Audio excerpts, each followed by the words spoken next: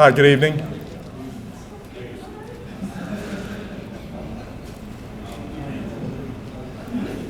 All right, we'll try to go ahead and get started pretty timely. So 5:31, that's pretty good. I want to thank everybody for coming out, and I had somebody ask about the way that, the way that I do these, the way they're set up. I'm just going to talk for just a couple of minutes. I want to thank ECUA board member from District 5, Kevin Stevens, is here, as well as Executive Director from ECUA, Bruce Woody. I saw Bruce. Thank y'all for coming out. I'm just going to talk about a couple of very, very general things, more reminders than anything, and then I'm going to give Kevin the floor, let him talk a little bit about what's going on with ECUA, and we open it up for some questions. Then as well, if y'all would like to ask any questions of ECUA, and then kind of give them a chance. I appreciate them being here, but then they don't necessarily have to stay the whole time. The last time Kevin came, he was here pretty late with us, so that's certainly not necessary. So very, very quickly, and when it kind of comes back to the county issues, I'll introduce some of the other county folks here tonight. But I do want to remind folks that you do have the opportunity to make anonymous code enforcement complaints. You just need to do so by calling the office and letting Dawn Troche, who's my aide that's sitting against the wall, just let her know you want to make an anonymous complaint. You have the ability to do so. If you send an email or call directly to code enforcement, you're going to have to give a name and an address, and there are some people that are not comfortable doing so, so we wanted to make sure there's a system in place for people to be able to do it anonymously. Especially when you're interacting with your neighbors, I understand the concern sometimes. And one thing that happens, in the springtime, probably happens all year, but certainly been highlighted in the last couple of weeks. Reminder about the pothole issue. So they're very prevalent. When they do come up, I see them on my daily kind of routine with kids and work in downtown and stuff. There's a phone number to call at the road camp. There's a standard turnaround that's 48 hours from the time it's reported. So if you would just, when you have an opportunity, when you see a pothole, if you'll call it in, that's, your earliest convenience. It gives us a chance to, within 48 hours, get that fixed. It's something that, just a reminder. I know you can also make the pothole complaint through the app. I'm not super proficient with that, but to people that are, it seems like it's pretty easy. So I'm going to guess that it's relatively easy, but you're welcome to do that. At this time, Kevin, if you'd like to come up and talk a little bit about what's going on with ECUA, and I know Bruce is with you, and then if there's some questions, the microphone is got Andy with Public Information Office has the microphone. If you'll have some questions of Kevin, you're welcome to let him know those, and I know he'll do the best he can to answer, especially with Bruce here, so please. And thanks again, Stephen, for inviting me. So just to give you all an update on ECUA, I don't know how many of you all make a shameless plug for my Blab TV show, On the Board with Kevin Stevens. So I try to do as best job as I can at kind of giving everybody an overview for folks who can't make our meetings. So I usually have some varied guests on there. My director, Bruce Woody, holds the award for being on the show the most, answering any type of ECUA questions and so forth. So some fantastic news for those of you all who aren't aware. ECUA applied for some state-funded grants and were the recipient of 5 of them, which generated about $11.7 million back to Escambia County. So that's fantastic. And now we are going to be putting our heads together and figuring out how we come up with our $11.7 million match. But that's an entirely different meeting. But so we won't look a gift horse in the mouth. Very happy to get that. I won't say it's free money. It's money, from all Florida taxpayers. But it's just a true blessing when we can actually bring some of that back to the local community. So we're super, super happy about that. Some of the challenges. ECUA is. I always have to remind folks. We're privately owned, so I should say the public owns us.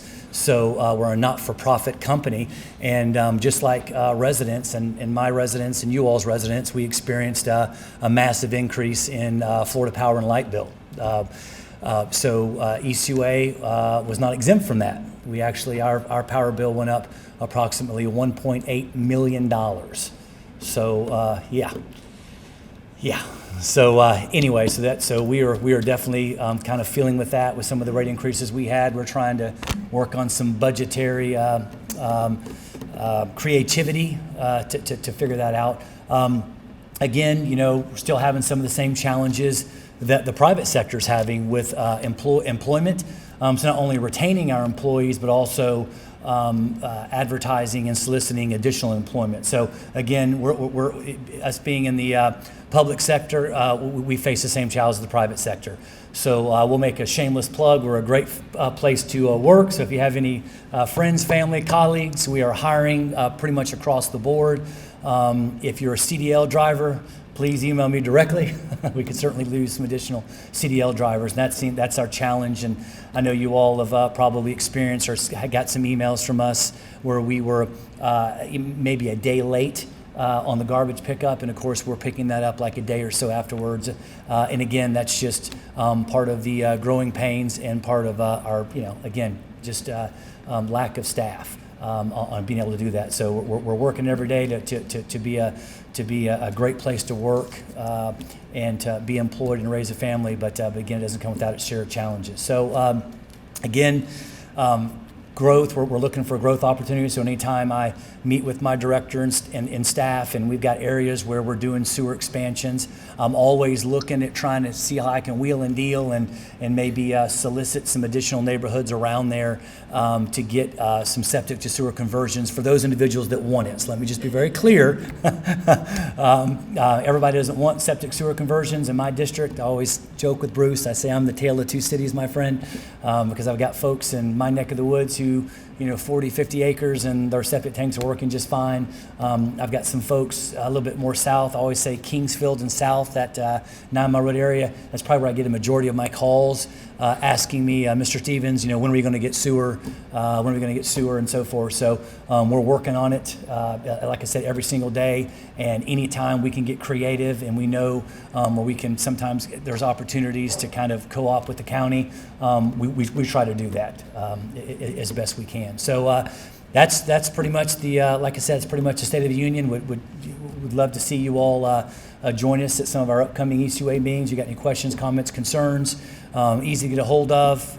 My cell phone numbers, 850-380-3431. It's on my website, on my Facebook page, as well as advertise that on my monthly Blab TV show. So I'm done rattling. That'll set a new record for me for shortest quick speeches. Is there any questions, comments, concerns as it relates to ECUA, garbage, sewer? Yes, sir. Yes, especially now in our times where we're kind of getting cost of living is getting pretty expensive. My mom is 87 years old, and she lives alone. Yes, sir. And her ECUA bill runs about $80, $90 a month. Now, this is a person who has one trash bag in the trash barrel and doesn't even come close to even thinking about the minimal water usage. Don't you think there's something we could be doing for these elderly people who they're just not using these services? One person, they just don't generate that much trash and that much water to create an $80, $90 bill a month. So Bruce, you're biting at the bit to answer that.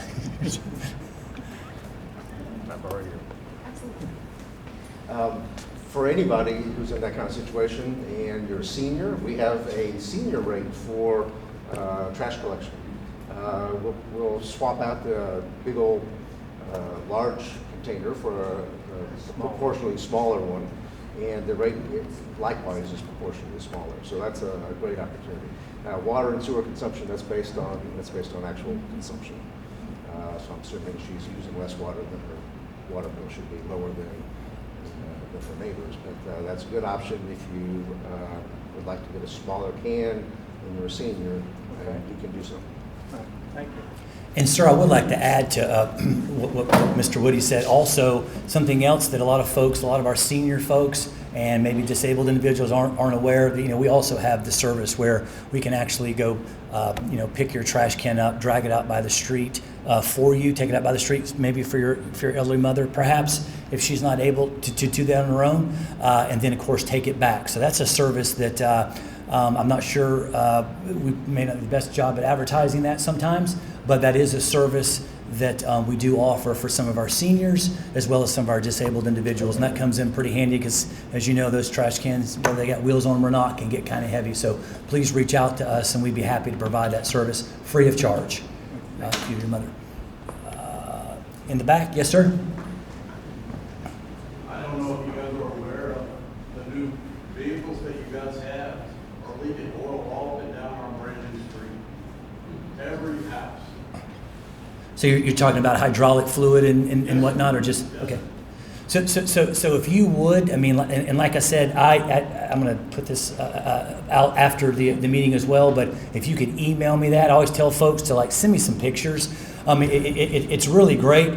And seriously, because I've had a couple. I mean, it happens. Again, I mean, they're diesel vehicles or gas vehicles, and sure. So if you could send me some pictures of that, and just something simply as 555 Kingsfield Boulevard, and just to snap pictures, we can certainly address that.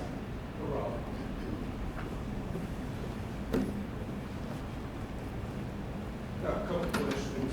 Yes, sir. One from a lady that lives down the road from me, it's on a private road. She tried to get the trash picked up from you a couple of years ago, Okay. and she went and paid it. And she never did get her garbage picked up. This went on for 3 or 4 months. As far as I know, they never even come back and pick her cans up. I live on a private road and in the press, and they just give her an active owners. So- Another question is, why is there 7 trucks that come down there? I live at a T.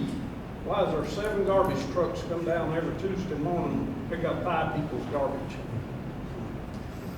So I do not have an answer for you on the 7 trucks and 2 people's garbage. I can tell you, probably one of the number 1 calls I get is our missed garbage pickups. So, and again, I always tell folks, give me your name, address, or anything, anything fancy, and just to my email address. And I get that. I've got Mr. Bruce Woody here, as well as the various operations managers on speed dial. So you send me that address. I will reach out to them just as soon as I get it, and we'll have that garbage picked up for you, or that individual. So please feel free to give them my email address, phone number, call me directly. And like I said, I'm good at answering my phone, and so is Mr. Woody here. So I've called him at 8, 9 o'clock at night and said, hey, I've got a resident who had their garbage, it happens, missed, and then we're out there the next day to pick it up. So I'd be happy to address that with your neighbor as well if she'll reach out to me.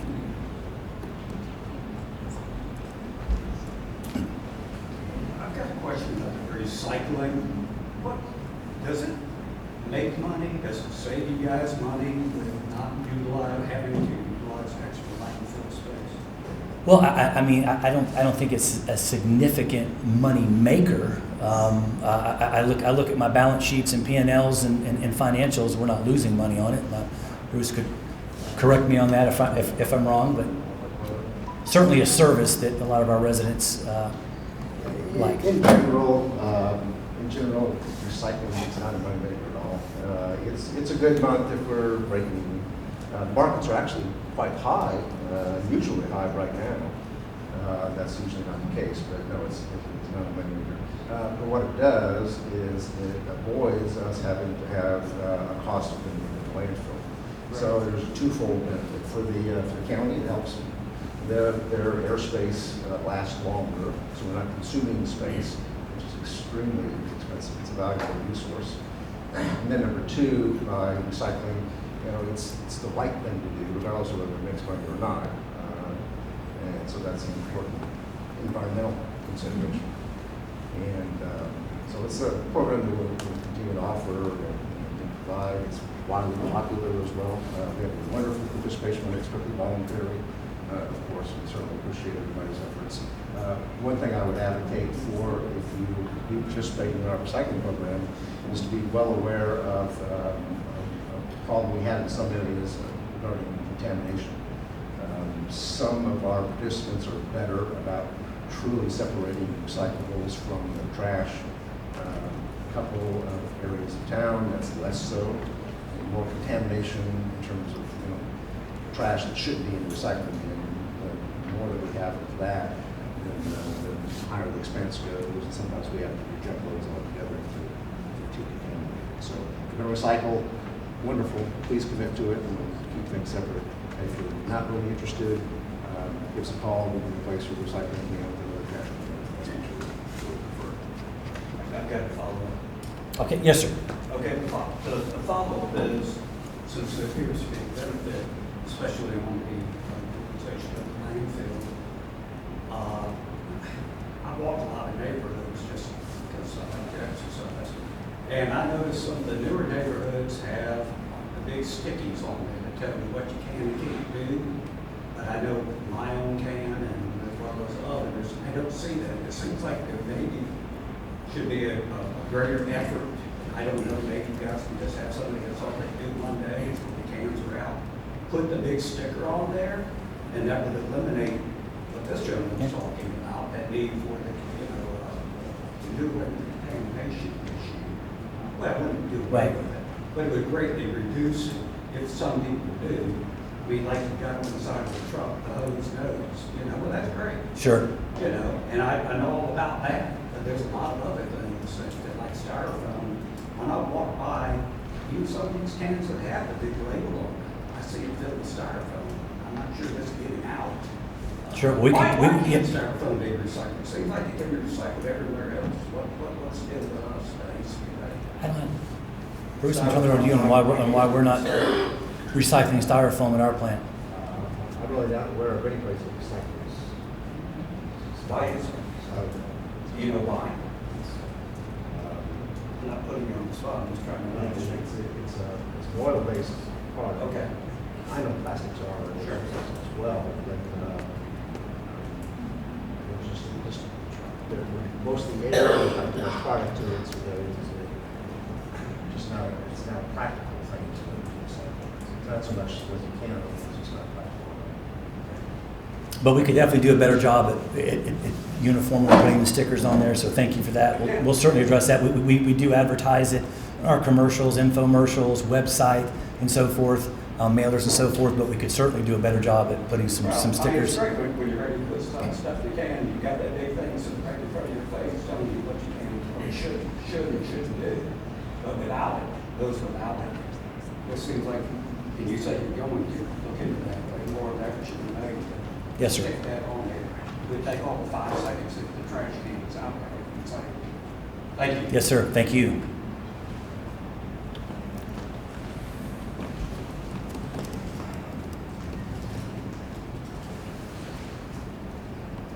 Why is it in an established neighborhood that has sewer system already there, do you approve new builds that have a septic tank because they didn't want to pay for the lift station? But I think septic tanks need to pay for gas. So,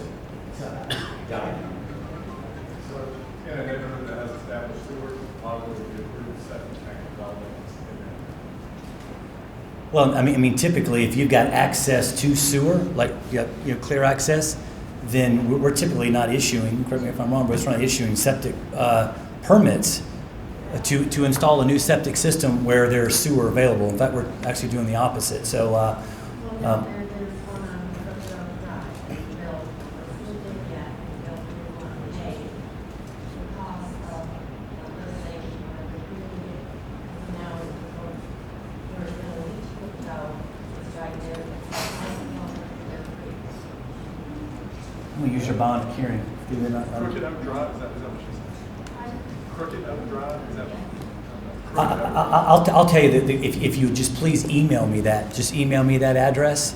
I can certainly, that's a quick typing in the computer and figure out what the situation is. But I can tell you, historically speaking, I mean, we have overlays, and we're not going to issue a septic, especially a new septic system permit when there's sewer available. I mean, whether the homeowner wants to or not. I mean, like I said, I made a commitment to folks a couple years ago. We're not going to make people convert over, from septic to sewer on these, large, rural plots of land and so forth. But as far as someone trying to get a new septic system installed where there is sewer available, we're certainly not going to accommodate that for obvious reasons. But I will certainly look into it for you, ma'am. I'll certainly look into that address. Anything else? Kevin, thank you for getting our cooking oil set up out here. Are we gonna ever get the recycle bins back? You know, and I know we've, Bruce, I'm gonna let you address the above and beyond the cooking oil with our recycle bins back out here at the community center. In quite a few locations across town, we had an agreement with the county where ECU8 provided the service for regional collection centers where 2 or 3 places were set up and we would collect recyclables. The predominant users of those were folks who were in condominiums or others, and their condominium didn't provide the recycling service for one reason or another. The problem that we had, and the reason that went away, is frankly just abuse, because they were not monitored, meaning we didn't have a person there all the time. They weren't staffed. Quite a few people would come by overnight, leave trash, mattresses, debris, etc., and it just got out of hand. So we've had a few discussions with the county about the possibility of adding a few here or there in places where they can be staffed and maintained, but I'm doubtful that you'll see them return in locations where there's no reasonable means to staff them, maintain them, or fence them overnight or monitor. Okay, so if you don't have any more questions, I'm going to turn this back over to Commissioner Berry. He's been more than generous in giving me his time. Thank you. And again, please call me, email me if you've got any questions, comments, concerns. I'm happy to address that same day. Thank you and God bless.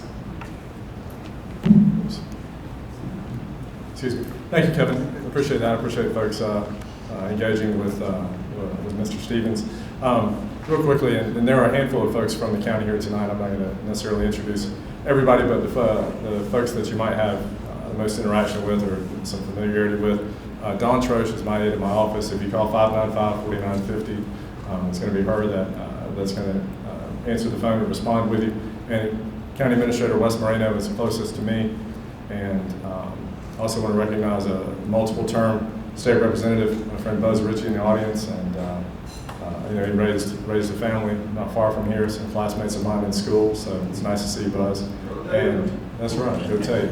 And I can say that as safe as anywhere and say that safely here. From Representative Salzman's office, Debbie's in the back in a red coat with a name tag on. I want to thank her for coming. Michelle's out of town, but it's very nice for her to send a representative to be here. And there's also some information that she had that is on the back table about a food distribution. It's going to be Saturday, April 9th. So just a couple of weeks at 8:30 to 11 o'clock at Pensacola State College, but the Century campus. So I think that's something worth noting. A large food giveaway in Century is a big asset. It's been a long time since they had one out there. I think the last one may go back to after the floods of 14. So, but thank you for bringing that information, and please thank Michelle for getting that set up. And that's at no cost to residents, no cost to the county as well. So the way that I operate these, there's other folks have different ways, but there's a microphone, and there's some reason that you're here, and I want as many people as have the opportunity to ask whatever question kind of brought you out of the house, and hopefully there'll be some answer, perhaps not, but we'll do the best we can. So we'll just kind of start that way, an open floor, and just please raise your hand if you have a question. We'll try to get somebody to you. Yes, sir.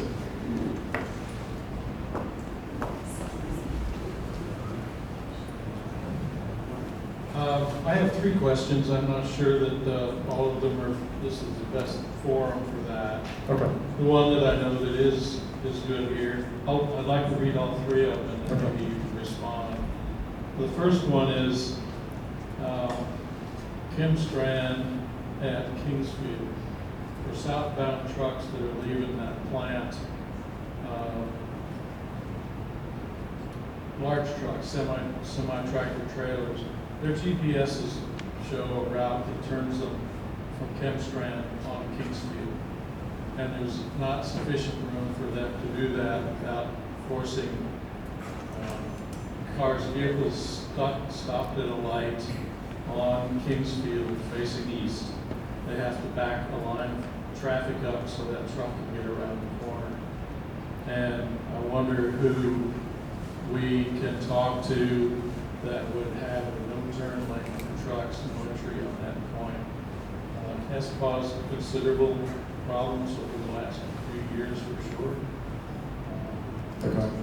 Second being, in the last few years, it seems like the people running red lights has gotten seriously bad. And I'm thinking the sheriff's department or the courts aren't taking those problems or tickets seriously. I know several sheriffs that have stopped issuing those kinds of tickets because the courts don't process the tickets. And I'd like a complaint raised with the sheriff to see if they can start a process that will improve that situation. I've seen 6 or 8 cars go through what I can see as a red light facing the opposite direction. And it's just become extraordinarily hazardous. Okay.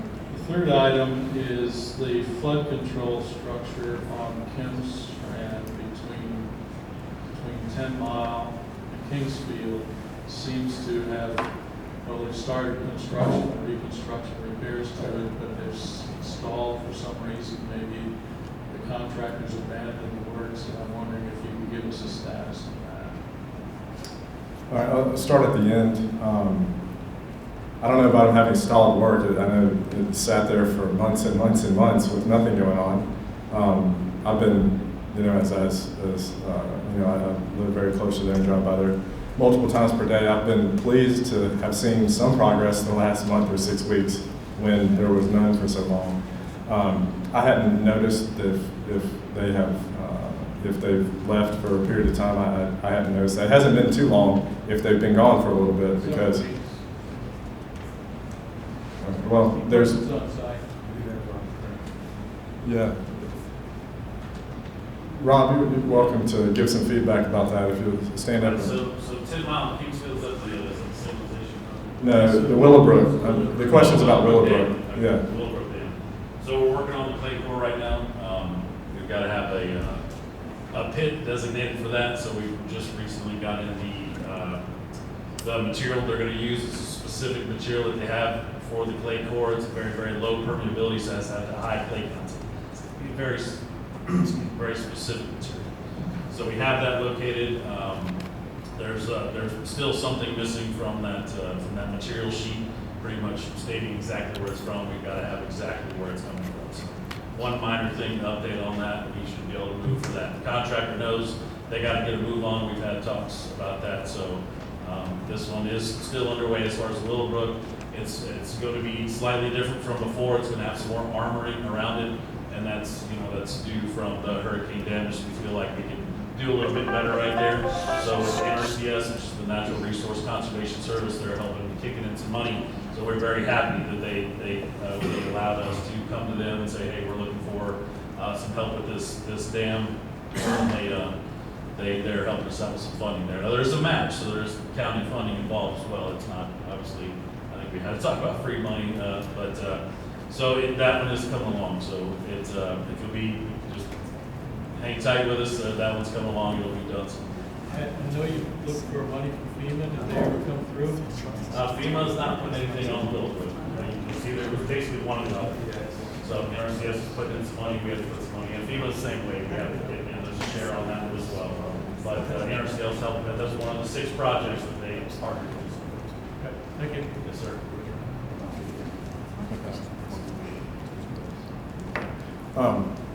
And so back to the question about Kingsfield and Kim Strand, the red light. So I wasn't necessarily intimately familiar about somebody having to back up to be able to turn. It's not wide, the lane isn't wide enough for them to turn, to make the turn. So if they had a no truck turn sign there, perhaps that would make them go down to either 10 Mile maybe that's not even the solution, but down to 9 Mile Road where they have to turn or go out on Old Kim Strand.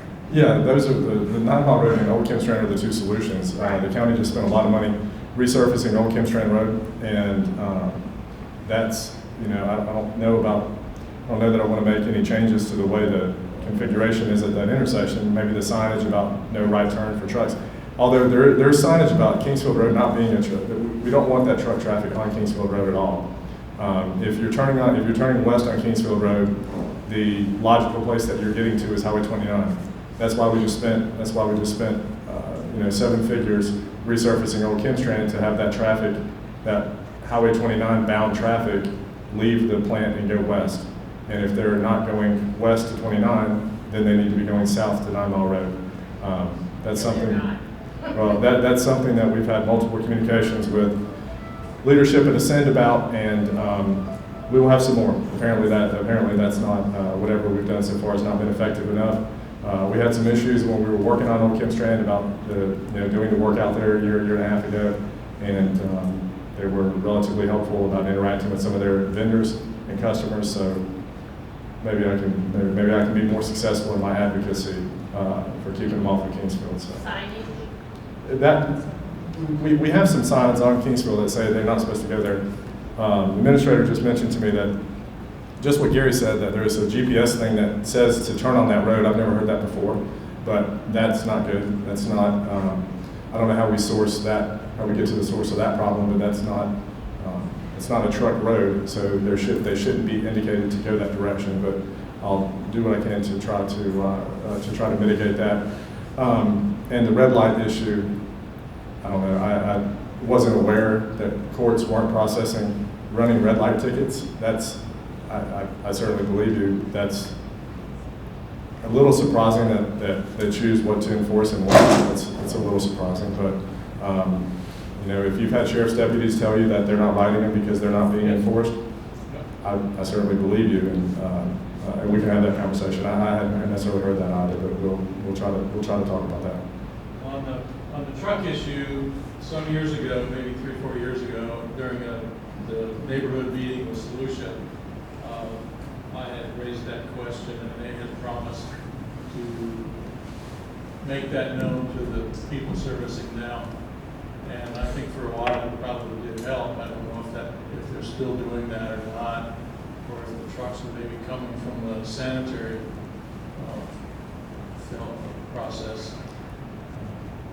So I don't know where they're sourced from, but Solution thought they could help and should have done something. I think they probably did. All right, we'll see if, and you know, if any of the vehicles are coming from ECUA, we've got somebody here that can help with that process. Hopefully they're not public vehicles, you know, public trucks turning on that road if they don't need to be. So I see Bruce making a note. So thank you, Bruce. Thank you. Yes, sir. Did you have a question? Yeah. Along the West Kingsfield, since we're talking the extension west of 97 Kingsfield Road, where are we with that? I know a couple of years ago it was initiated. So it's still in process. So the county has acquired 5 or 6. How many rights of way have we acquired? 5, 6, 7. We closed on 5. So the county has acquired or closed on a handful of the rights of way for that section from 97 to the first 90 to the south. You know, we're still working on a couple of others that we're willing to acquire. That there's been some change of hand of ownership. There's been some you know, if you're trying to refinance at the same time you're trying to divest a small portion of the right of way to the county, that causes a problem there. So had a couple of issues even with a couple that were willing, but we're working through those, and it's moving forward and it's going to happen. You know, candidly, the state's advancement of the Beulah interchange, which is still on the books for 8 or 9 years out. The expectation, the Transportation Planning Organization has prioritized that, you know, to be the #1 priority for the 2-county organization. I've been told multiple times by our DOT District Secretary, that is the #1 priority for the district, which runs from here to Shipley. I have every expectation that when some of the large federal money comes in, that will fill the bucket for construction, which is what's not been filled yet. So DOT funds the work plan 5 years out. So even, if we whenever we get some of that federal money in through the infrastructure bill, and I do feel comfortable that we'll get that construction funded, but it's still, even advancing it to some degree, is still probably 6 or 7 years out. So the Kingsfield extension, it's going to happen, but it's really going to be paired with the Beulah interchange construction, because part of the county's responsibility, or the county's responsibility in this effort, is DOT will have infrastructure that leaves the interchange headed north somewhere, and the county has to have a road to meet that, wherever that infrastructure is going to run north, whether it's, whether they improve Beulah Road to Muskogee, or if it's new construction kind of through the wooded area now that might run kind of due north from where the interchange will be up to Muskogee. Regardless of what they do, we're going to have to get that infrastructure to meet that state infrastructure, and it's going to happen. I just don't know the timeline. And in between now and then, it's, eventually we'll have local traffic only on West Kingsfield Road, which is ideal. It's the through traffic now has to make up the high 90% of what goes through there. It's a very, very high percentage of what goes through there. Eventually, we won't have that traffic on West Kingsfield Road, but I don't know exactly when that's going to be. And between now and then, we're just going to have to do the best we can to try to, fix the potholes. I was talking to the administrator a couple days ago about maybe doing some overlay in some of the areas where we have extreme pothole problems, but they're still not huge improvements. The long-term improvement is get Kingsfield Road extended, get 99% of the traffic off of that section. That's the improvement for those folks that live there. And I realize that. I don't know when I'm going to be able to deliver that. Sure. Another comment, I did a lot of walking in the neighborhood, along Kingsfield, West Kingsfield, past the schools. There's a considerable amount of trash. Is there some reason with the road prison being right up the street why those gentlemen or ladies, whoever, can't get out and pick that stuff up? Not necessarily. I mean, that's certainly something the county intends to do.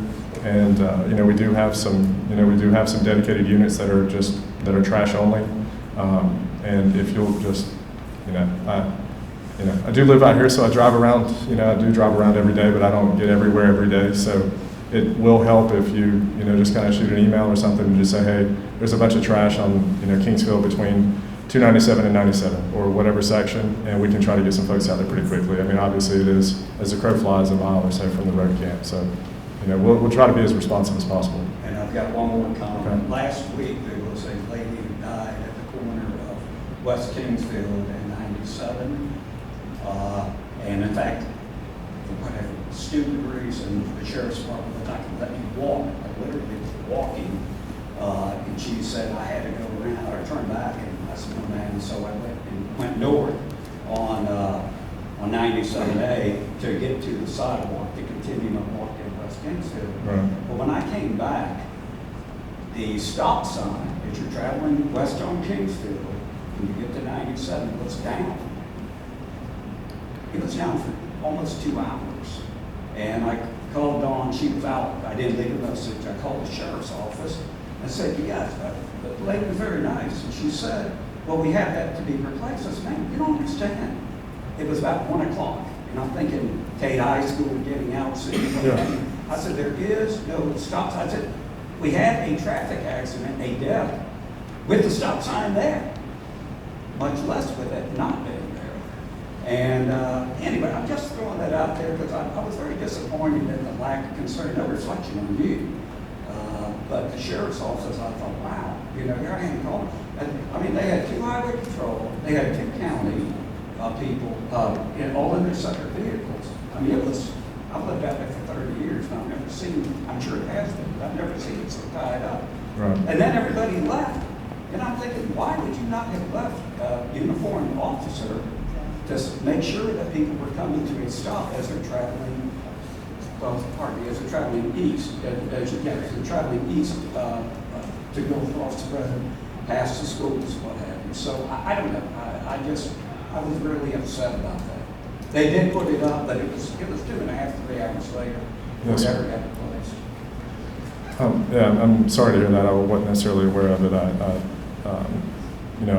take note of the intersection. I was friends with a young lady who was involved in a fatal accident 5 or 6 years ago, maybe 7 years ago. It's been a little while now, but where she lost her son and her fiance in a terrible accident before the red light was installed. I'm sorry, before the stop sign was installed, when it was just a blinking light.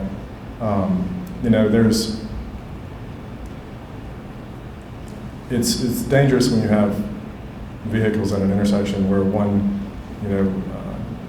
part of the traffic is moving at the rate of speed that the people on Highway 97 are moving. They're moving it through there.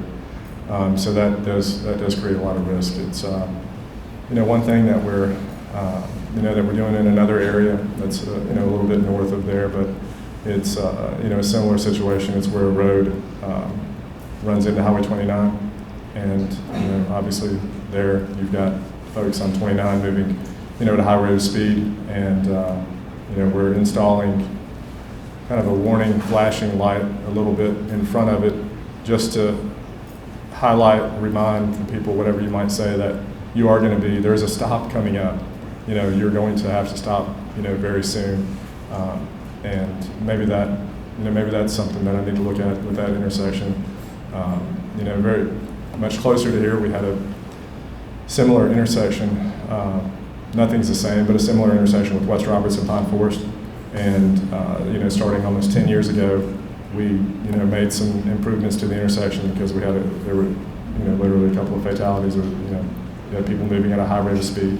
And, we made some improvements, still had some problems, made some more improvements, still had some problems, made some more improvements. And it seems like, at least for the last couple of years, that intersection has functioned at many of you live around here, so you would know it better than I, but it seems to have functioned at a pretty high level now. So that's a good thing. And that intersection at 97 in Kingsville, when I saw the article on northofscambia.com, I did take note of what else I might could do there, and I don't know exactly what it is, but it is a risk, and there are a lot of homes being built in the area. When you have more homes, you're going to have more people that are not as experienced with what the traffic movements are. So, but thank you for bringing that up. Okay, thank you.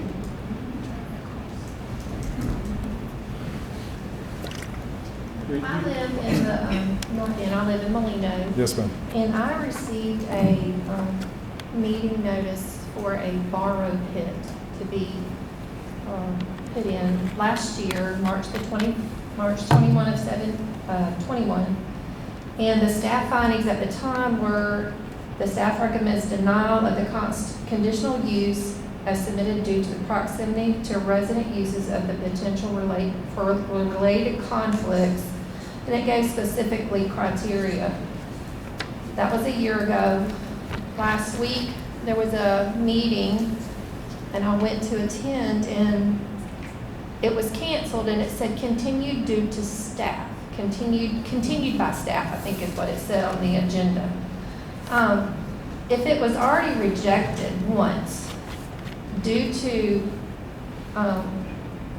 the proximity due to residential uses and for related conflicts, why would it come back on the board again? Why would it come back? Because this is going to be, they're within 25 feet of my property line to start digging dirt. And it's on Highway 95A, which is already a busy road anyway, with all the semis and dump trucks that come down there anyway, but this is right at my residence. I just don't understand, if it was already rejected, how did it come, why is it back? Because how much stuff, there is another residence that has come since then, since this. Another- There has been another dwelling. Okay, another dwelling close to the property, that was what you're saying? Okay. I'm not sure the specifics as far as exactly why. I mean, somebody, I can speak from some experience being on the planning board, for a number of years before being a commissioner. There are folks that, they petition, thank you, they petition for a land use change, a future land use or a rezoning change, and they're denied, and, they pay for that right to have a hearing, and then they're denied, and, they don't get a refund if it doesn't work out. They've paid whatever it costs to have the hearing. And I did see and have some experience with folks that they were denied one time, and they kind of regrouped and put their application together differently and tried to make better relationships with some of the neighbors that might have spoken against them at the hearing before. Maybe they changed the design that they're looking at or something, and they brought it back to the planning board. So just somebody losing on one level with a request and then them bringing it back to that board or to a board, that's not unheard of. And from my point of view, I mean, that somebody has if they're paying for it, somebody has the right to do so. I'm not sure the specifics of exactly what you're talking about, but if part of the question is why would you have to advocate on behalf of yourself again? Yes. Okay, that's, the requester has the right to do so, I guess is the best answer. The requester has since got an attorney that I don't have the money to fight against. My other concern was to say thank you for the food distribution for the children of Century. I teach in Century. These children will be blessed. Thank you. Well, that's State Representative Michelle Salzman and her and Debbie in the back that really put this together, and it's I'm sure those kind words will be sent to Ms. Salzman, but thank you for those, and it is a lovely thing. Thank you for your advocacy on this on my constituents in Century. It's a challenged community. And yes, sir. He was referring to Roberts Road. I Yes, sir. traveled that quite a bit myself. Seems like there's an awful lot of over-the-road 18-wheelers like using it to find forests as a cut through to get to any or whatever. And I was following one 18-wheeler one day on a rainy day, and there was another truck equal size. That road's not very wide because both of them were putting a tire off the road to pass each other. And it's that the road's not very wide. It's one reason we don't want truck traffic on that road either. Does it have trucks, signs not to be on They have- there? Don't we have signs? I don't know. I mean, it has signs? Yeah, okay. Yeah, and it does have signs. Okay. And this is related to this. It's also related to Kingsfield. If if you can, communicate in some form or fashion what vehicles you see, traveling the road. I have some relationships with folks that move goods around the county.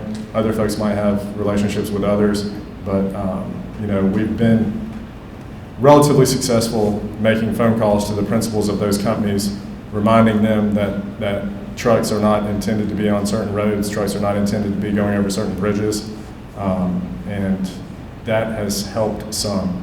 I'm not saying it's 100%, but if it's ABC Concrete or ABC Hauling, then you'll let me know.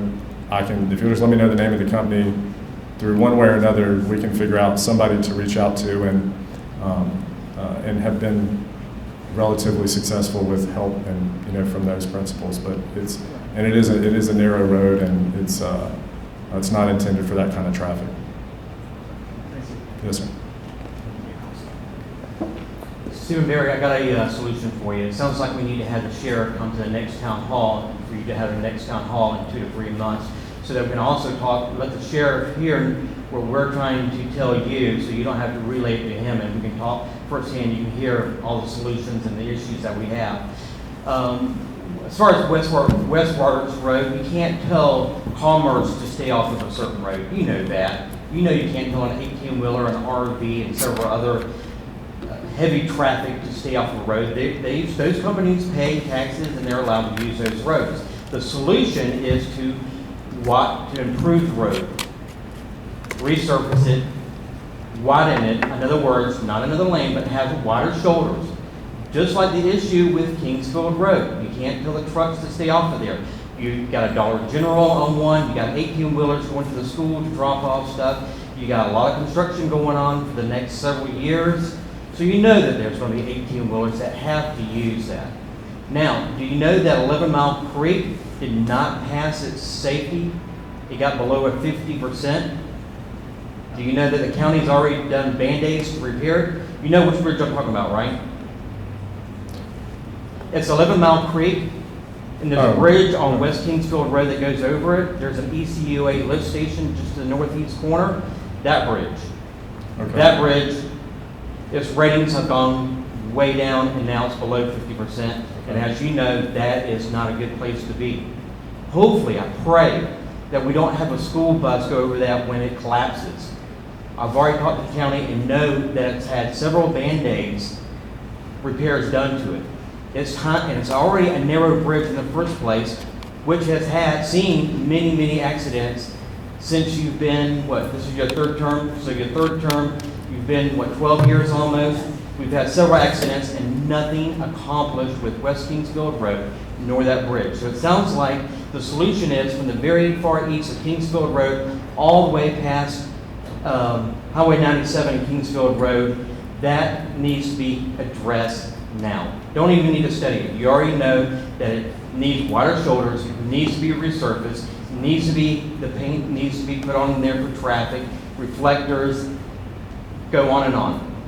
If we're going to have to wait several years for the Beulah interchange and the extension, while we're waiting for all that to happen, the solution is take care of what we have now. Now, Kingsfield Road, same issue. So we've got a bridge, we got several miles of road that needs to be taken care of. Now, when you said that Pine Forest Road and West Kingsfield Road has been improved, that is not true. When David Forte was on staff, it was improved with a flashing red light to remind people to stop. It's not a four-way stop. It needs to be a four-way stop. And you know that. We don't have a flashing red light there. We don't have a four-way stop, so it has not been improved. Now, if you want to put a roundabout there, go for it. Have fun with that. Now, Pine Forest, now, if you want to really focus on something, where's the Pine Forest Road coming 4 lanes at now? Is it still being studied? I mean, we desperately need that. And even that Pine Forest Road in 297A needs to be addressed. I hear that you're going to put it all the way over to, turn it over to the state, but we can't wait for the state that long. Quit spending money on frivolous things and spend it on the infrastructure of roads and bridges. That's the solution. Any comments? Well, I'm not sure how many of those are questions, but okay. You can go for all of them. I can repeat them for you. Thank you. Okay, I think that's not a big deal. Oh, learn how to use emails for your third term. Thank you. Bye-bye. And the handout that was given to the gentleman is related to Pine Forest Road between 9 Mile and the interstate. It is progressing as quickly as possible. The county ended up front-loading the funding for the state to do the planning, designing, and engineering of that section of the road to try to expedite it, because all of the boards saw that it's a huge bottleneck of traffic on Pine Forest between the interstate and 9 Mile Road. So by the county doing that at least it expedited it a couple of years rather than having to work its way all the way through the state DOT system. And Ms. Debbie does have a handout related to that section of Pine Forest Road. It is a huge concern.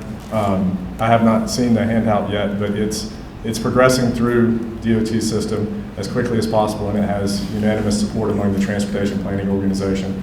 The truth is 12 years ago when they put an extra lane on one side, at that time it would have been very inexpensive to go ahead and put the other lane on the other side, but that's not necessarily what happened. And I will address one of the other comments. You can't I don't have the right or the ability to stop, traffic from using roads, but we can make them no truck zones. We can make them where they're not supposed to have truck traffic, and then we can try to enforce it as well as possible.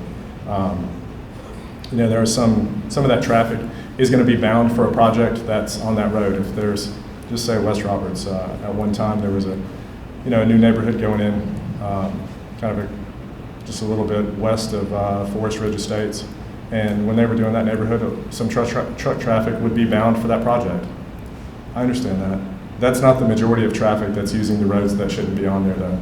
If it was only commercial traffic that's bound for somewhere in that section of road, then we would probably be at 5% of the traffic that's on the road. It's very similar to what I had on 9.5 Mile Road. When 9 Mile Road was under construction for so long, people found that they could just cut through and they would just use 9.5 Mile Road, and it did a tremendous amount of degradation to the value or the quality of 9.5 Mile Road. I'm very thankful that 9 Mile Road is done now, and that seems to have alleviated a lot of that problem on 9.5 Mile, at least with the truck traffic through there. So there's still more work we can do on that front, of course, but thank you. Next question. Yeah, I live on the south end of Forest Road. Yes, sir. When we dealt with Roads Inc., when they come in, they changed the format where all the neighbors had little cards mailed to them. But when Shavers come in on the north side of us, nobody got notified. But there ain't nothing we can do about it now. But now, last week, he came to me, wanted to know if I would sign a paper, and it'd be all right for him to bring a concrete crushing machine in there to crush concrete. And while I was talking to him, he kept holding his phone up. There's Commissioner Barry blowing my phone up now. I don't know if it's true, or if he's throwing you under the bus, or whatever. If you don't, Ever since Shavers come in, they promised to do and do and do, and they ain't done nothing. And everybody else has to put a culvert under the driveway for the drainage ditches and all. yes, sir. Their driveway don't even have one. The road, the water has to back up and run down the road. And they cleared 18.5 acres of thick wood off. And if you get up on the hill and drop the ball, you can't run fast enough to catch that ball. So you can imagine the water running off that. And there's no drainage improvement whatsoever.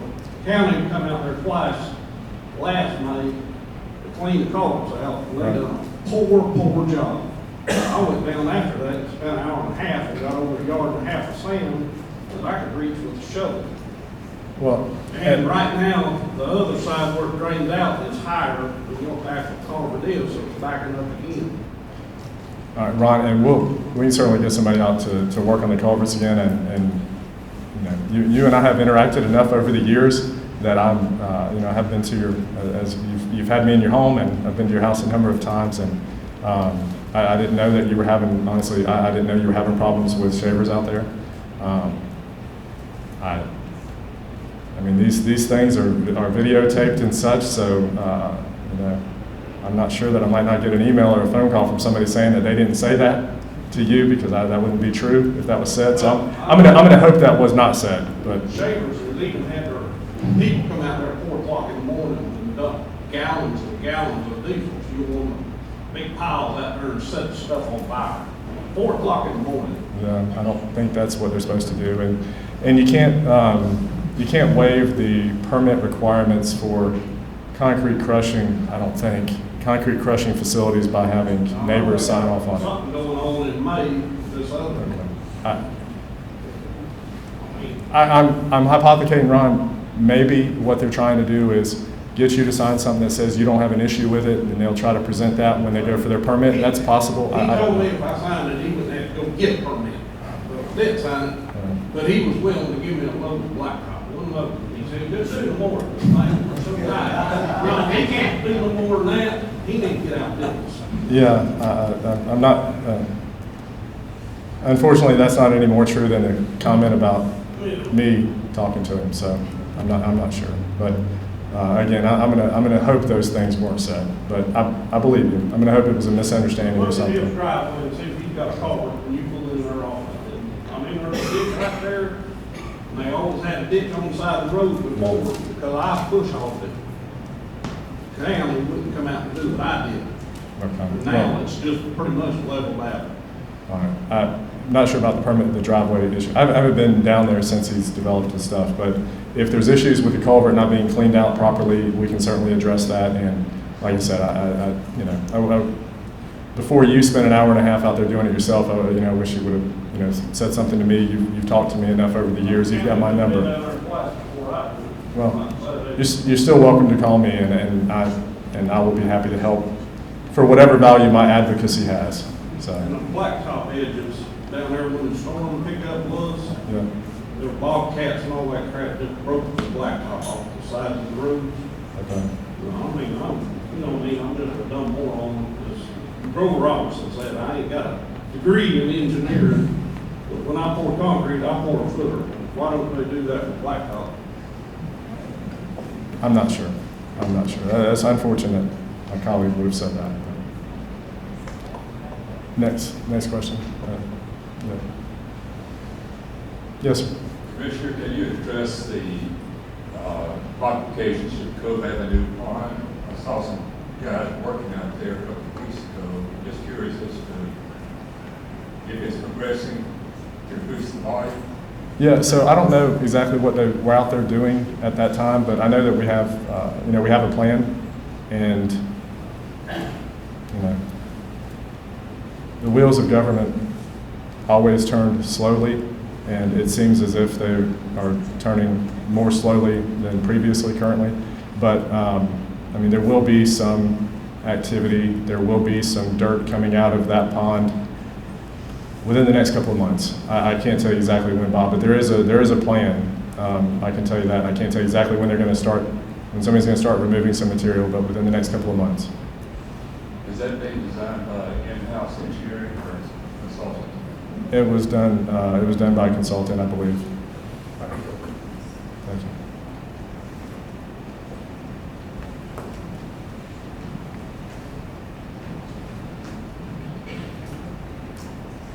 My concern is all the new developments that have been approved on our two-lane roadways. And our road is so much better since they just put the one, center turn lane in there. But, 10 Mile Road, Hemstrand Road, all of these new developments, there's not going to be any place for cars to go. I'm sorry, what was the last thing you said, ma'am? Well, they need to widen some of these, add another lane, at least one more lane in the center to turning if somebody wants to turn left. So the whole line of traffic from one street light to the other one doesn't have to stop. Yes, ma'am. I can understand where you're coming from.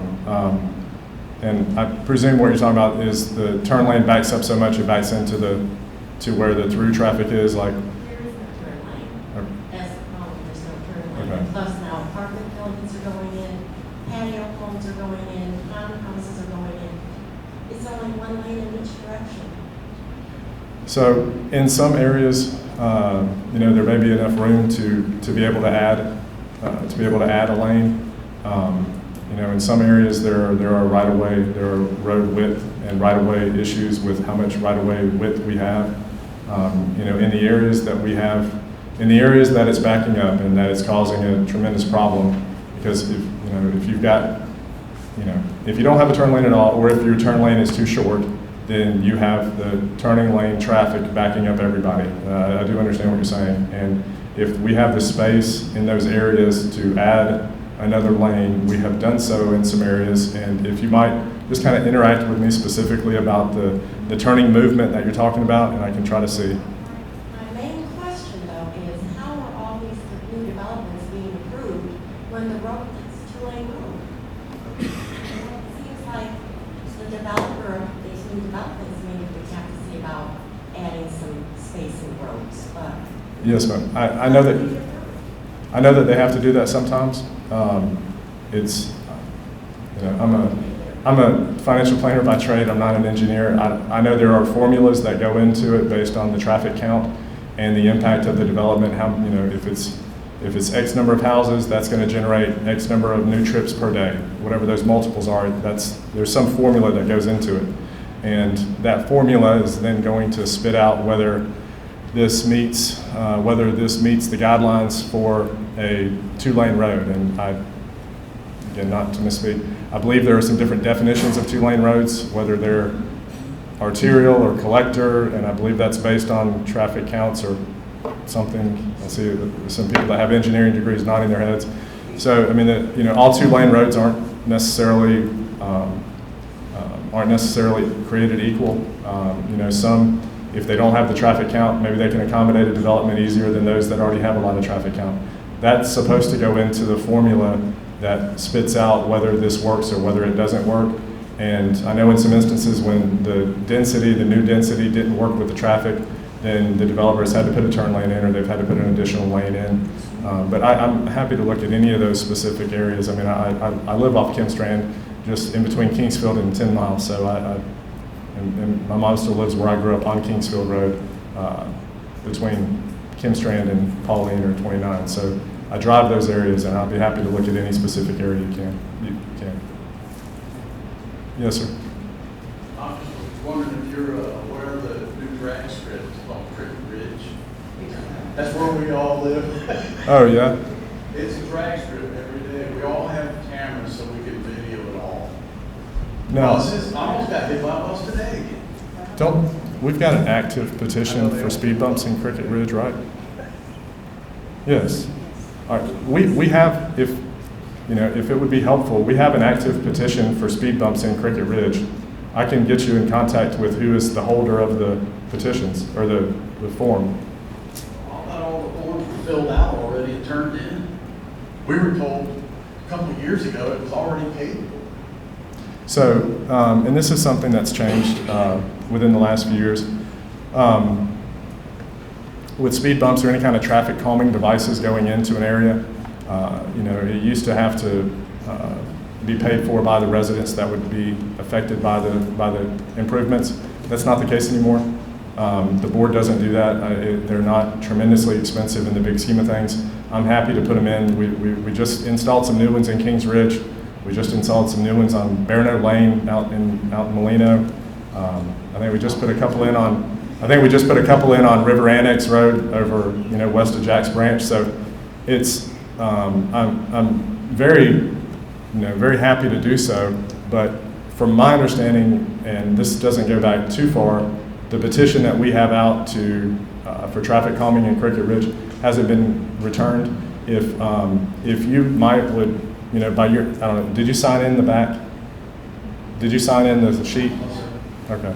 Well, if you wouldn't mind signing in before you leave and just put out beside your name, Cricket Ridge speed bumps, then I'll be happy to ask Dawn to forward you the gentleman's name that has the active petition, or we can just reprint it and see if you can get enough participation. I'm happy to help you.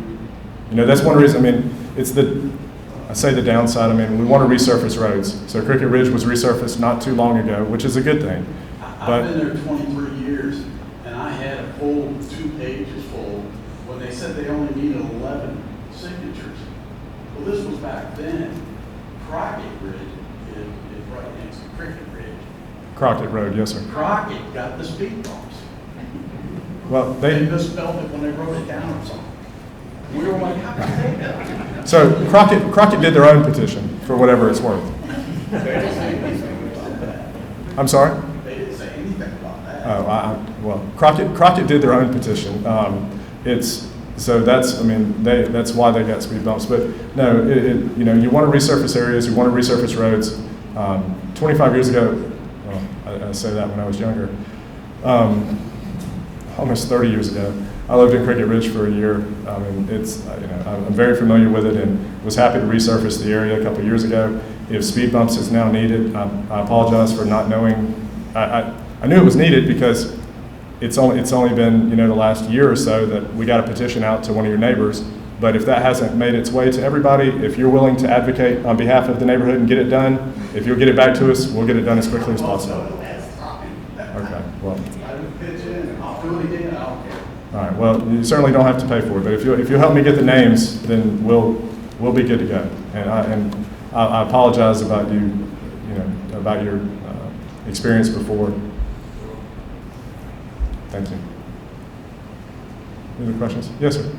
Commissioner Barry, is there any plans to put a red light at Stefani and 9 Mile since they've had all the apartments across? Nope. It's not looking good. You know, the most likely intersection that I've got a chance of getting a red light is going to be Ashland. I've got no chance of getting a red light west of Ashland because of the red light at Pine Forest. The last time Ashland was done, it has probably been 18 months to 24 months, and it did not meet the threshold for a red light. I was told I can't ask for it to be evaluated again for 6 months. How much is left? 6 months or another 6 months? Okay. So I've got about another 6 months before I can ask DOT to reevaluate the intersection. It's hard for me to believe that it's not going to meet the threshold now with the apartments going in, plus the 9 Mile Road, now that the 4-laning is done, moves a lot of traffic. It's moving it a lot, well, in my opinion, again, not an engineer, but it seems to be moving traffic a lot faster than it did, but it's moving a lot of traffic, and the additional units of the apartments and everything have to put it over the threshold to get a red light at Ashland, because we do need a red light in that area, but it's not going to happen at Stefani, unfortunately. Yes, ma'am. Well, you know my question. Well, I know your issue. I'm not sure your question. I won't guess, but. I believe in June. Yes, ma'am. You did say, and it is recorded, Yes, so you ma'am. can look it up, that you were going to dig out that pond 13 feet. And it was not going to be but a couple of months before starting. Here we are, and just a few months from hurricane season, and because of that pond, I have flooded twice. So I'm asking again. Yes, ma'am. You assured us that it was going to be done. Yes, ma'am. It's my fault. I mean, I'm the one. I'm the one that you vote for. On some level, I'm working with the best information that I have, and as it's something, your issue has been discussed many, many, many times, publicly and privately, and And you have no answer? well, the answer is what I gave Mr. Ward, is that the plan is done, the design is done, and there will be, within the next. Did you not say in that meeting Yes, ma'am. I didn't that dispute it would be what. done in just a few months? We are at another hurricane season. Yes, ma'am. And, the houses across the street from me, the houses in front of me did not flood. But because of the way that pond is built, it blew out the fence, and runs down my driveway. From 3 feet of water in my yard. And then in Sally, you assured me that you were going to do something. But when you came to my house, you've been to my house once when you were trying to get my vote. You assured me that you were going to do this. Yes, ma'am. I don't expect you to be pleased, and I didn't dispute what you said. I said I'm at some level, I'm working with the best information that I have. I'm expediting it as much as I can, and I'm not going to ask anybody to vouch for that because it's my responsibility. But the answer I gave Mr. Ward is where we are. We have a design, and within the next couple of months, you'll start seeing dirt removed from that pit. And again, I don't expect it to make you feel any better, but I drive by your house 5 times a week. I drop my daughter off at Pine Meadow, and I take Cove to get back to 10 Mile. So I drive by it every day. You should know what a disaster it is. Have you seen the fence around the pond? Yes, ma'am. Did you know that it's not even a fence? Because now that they did come out and chain link the front part, but the rest of it's not. So if a child gets in there, who's going to be liable but you? Yes, ma'am. Thank you. Andy. My name is Craig Exner from Bernal Park. I'm president of the Bernal Park Historical Society, and I'm here to give you an attaboy, Stephen. Sometimes these meetings get in where you don't get an attaboy, but I want to Thank you for your support of Barron Park Historical Society and the Barron Park community. We are getting back to the flow of things after the COVID and stuff like that. Also want to invite you out to our April 9th spring gathering. I hope you'll come to the Blue Jacket Jamboree over there coming up this Saturday. Yes, sir. Okay, thank you. All right, thank you, and I appreciate the kind words, and it's, you know, you do the best you can, and you know, even the folks that like you aren't happy with everything, so I understand that. I mean, like I said, I do the best I can. It's you know, it matters to me, and but like I said, on some level, that's what you can, you know, that's what, you know, I've got to be okay with that. Do the best I can, and you know, like I said, even the people that are very fond of you don't agree with everything you do. And but public service is what it is. It's very rewarding, and you know, the ability to see your community change.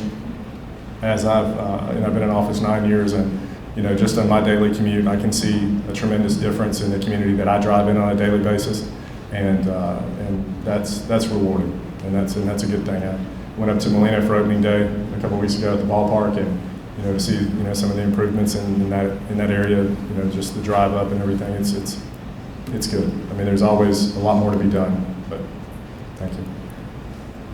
Yes, ma'am. Good evening, Stephen. My name is Bonnie Exner, and I am the equal half to Mr. Exner. And we are small farmers, and I wanted to share something with you.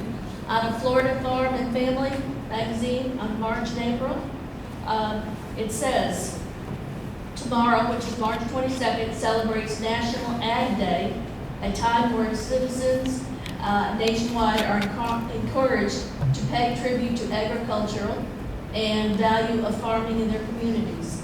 And you know my concerns. I've expressed them before. We are a small area, but we are getting encroached upon by builders. Okay?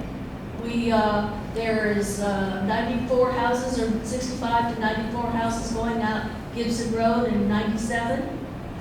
There are farm equipments that travel that road. I know you were quoted as saying whatever the market will bear. My concern is. Well, I'm not sure that that wasn't.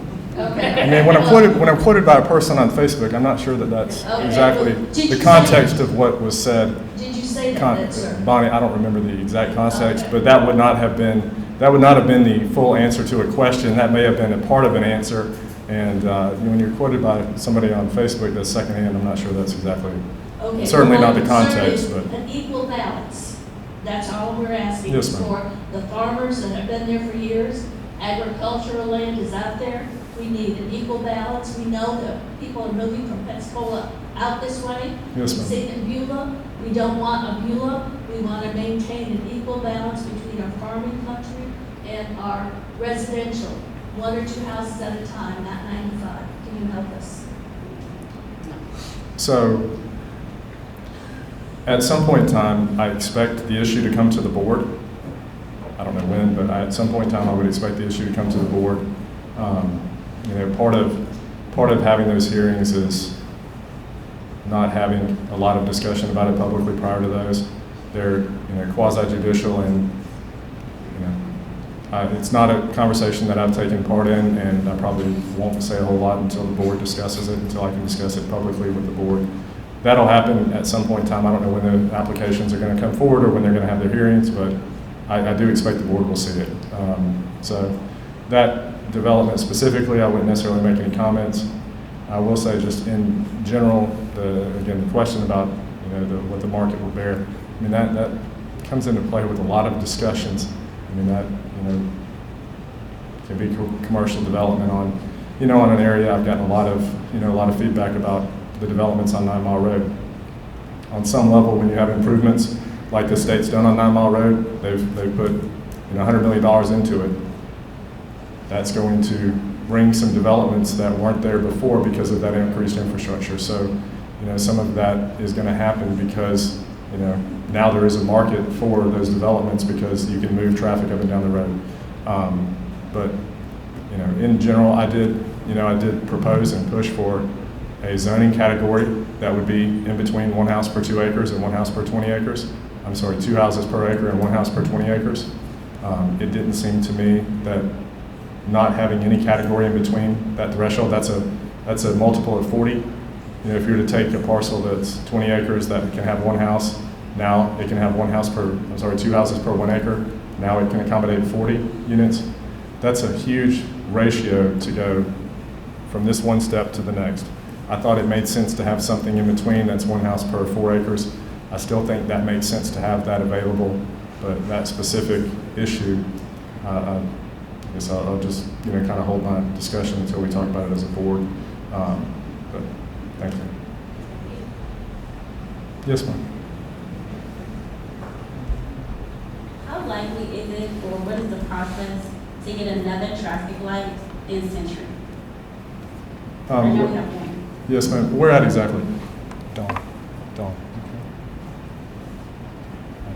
Where at exactly? Either at Highway 29 and Highway 4, or at Pond Street and 29. Okay.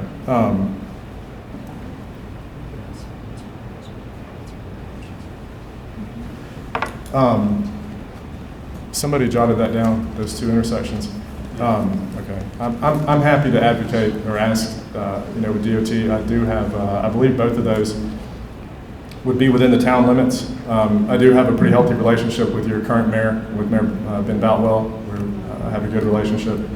And, I'm happy to advocate with him on your behalf with DOT and see if it's possible. I don't know exactly what the proximity would be from those intersections to the red light that you do have. I'm not sure exactly what the width is. And that may have something to do with whether we can get another one approved, but I'm happy to try to help you. Yes, ma'am. Yes, sir. Mr. Barry, you was over in Molina riding around. Did you have to go by 4-Star Farm Road and check out, see what's going on there? Do we have anything done? So I think we've got development. Seeing one? Okay. So we have the agreements in play, or I'm sorry, we have the easements, and we didn't have full participation, so we had to kind of move the design of the road over a little bit to accommodate the folks that were willing to work with the county. But I do appreciate your advocacy for the road over the years, and again, back to something I said earlier, I apologize it's taken so long, but at least I can tell you in good faith that we do have the easements in place. There's a design being done, and it will get paved. So that's a good thing. It's a number of years coming, I understand, but it's when you have limited resources to do projects, you really have to prioritize ones that you have everybody wanting. So, while the county does have rights to take property or eminent domain, something to do improvements, it's not something that happens very frequently, and it's not something our board takes very seriously about taking somebody's private property. So, when you do have limited resources, you do try to prioritize those projects that have, a consensus of support. And right now, since we have a consensus of support, we're able to move forward with it. And, I've got other areas that everybody wants those improvements, so I have to try to, focus on those. And some of the ones where we have right-of-way issues and we don't have willing owners, you hate that some neighbors' behavior affects other neighbors, but on some level it does. The sad part about that is the lower end is all the water runs down there, and a lot of people are being flooded every time it rains. Driveways wash away, dirt roads wash away. The graders come in, move the sand, but it all goes away the next time it rains. So it's the lower end that really has the problems down there. Right. The water system, the water problem. Well, and hopefully this will be seen as a very good thing for that area. And I do want to recognize a constitutional officer in the back. My friend Scott Lunsford is here, and just here to observe. And but thank you for being here. Scott does a fantastic job. I think runs a very great ship over there. I think a lot of us could take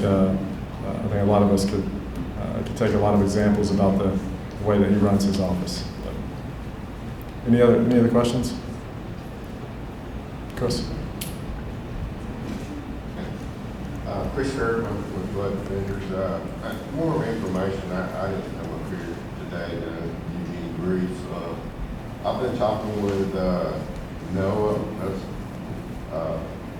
National Oceanic Atmosphere, anyway, NOAA. I don't know if you know, a lot of engineers that do stormwater design, they're using obsolete stormwater rainfall data to do stormwater designs. And so I've been picking at NOAA a little bit, and it looks like they're going to be getting some funding. It's not official yet, they're still waiting on it, but going to be updating all the rainfall duration, intensity, frequency curves. Right now, the state of Florida, DOT has published 1960s rainfall data, and they have something called Atlas 14 out. For a 100-year storm, that's like 2 inches, 2.5 inches more in Escambia County than a 100-year storm that their 1960s rainfall data is published. So pretty much things are looking up from a federal standpoint, and I hope we can get the state of Florida and all the municipalities using this new rainfall data instead of the 1960s rainfall data. Just wanted to pass that on to you. All right, thank you. Anybody else? Well, thank y'all for coming out, and those folks that there was something to kind of note on the sign-in, please do that, and please take the contact cards. And I apologize, I do see a four-term state representative in the back, another Tate Aggie, Dave Merzen. Thank you for being here. This kind of slipped in the back, but it's nice to see some neighbors and classmates here. But we will, we had a little bit of an issue with COVID issues, but over the 9 years I've been in office, I've held 50 town hall meetings like this, and they've all been structured in the same way. I just kind of come, and rather than talking at you, I want to give you an opportunity to ask whatever questions might have brought you out of the house, and hopefully everyone's had the opportunity to do that. But thank you all for coming.